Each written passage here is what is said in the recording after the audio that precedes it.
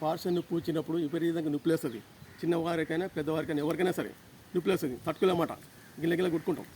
అయితే పార్శ్వ నొప్పి వచ్చినప్పుడు తగ్గించుకోవచ్చు, ఒక్క సెకండ్ తగ్గించుకోవచ్చు. ఒక టెక్నిక్ ఉంది, ఆ టెక్నిక్ ద్వారా తగ్గించుకోవచ్చు. ఓకే, మనసులో అనుకుంటే ఏదైనా తగ్గుద్ది. అయితే ఇప్పుడు మనం రన్నింగ్ చేస్తున్నాం, రన్నింగ్ చేసినప్పుడు పుసుకున్నది కాలుకి దెబ్బ తాగుద్ది, బుట్టలోకి దెబ్బ తాగానే విపరీతంగా నొప్పి లేస్తుంది. నొప్పి లేసినప్పుడు కాలు మీద కాల్చి గట్టి నొక్కుతాం, నొప్పి తగ్గుద్ది. మనం తీసినాం అనుకో మళ్ళీ నొప్పి పెరుగుద్ది, మళ్ళీ వచ్చినాం అనుకో నొప్పి తగ్గుద్ది. అదేవిధంగా పార్శ్వ నొప్పి ఇక్కడ లేచిన పార్శ్వ నొప్పి గట్టిగా ఒత్తాలి, గట్టిగా ఒత్తి లెఫ్ట్ ఒత్తాలి, రైట్ ఒత్తాలి. రైట్ ఒత్తితే ఎంత తగ్గుద్ది, లెఫ్ట్ ఒత్తితే ఎంత తగ్గుద్ది అని చూసుకోవాలి. చూసుకున్న తర్వాత మనసు రావాలి. మనసు రావాలంటే మనసు మనకు రాదు, అది చదువు రావాలన్నది, చదువు పోవాలన్నది. దేనికైనా అది కారణం.